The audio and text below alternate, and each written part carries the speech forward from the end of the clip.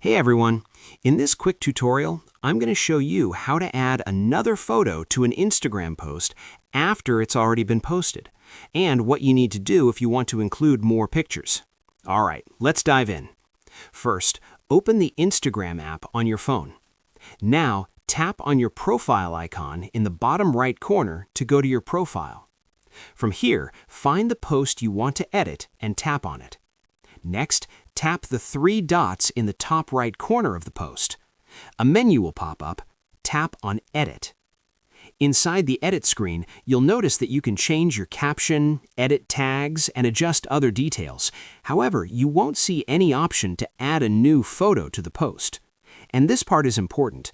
Instagram does not allow you to add more photos to a post after it's been published.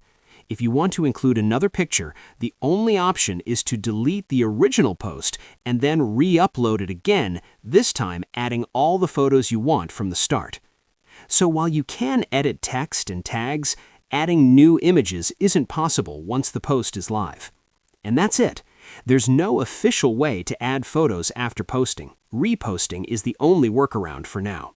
If you find this guide helpful, don't forget to hit that like button and subscribe for more easy tutorials.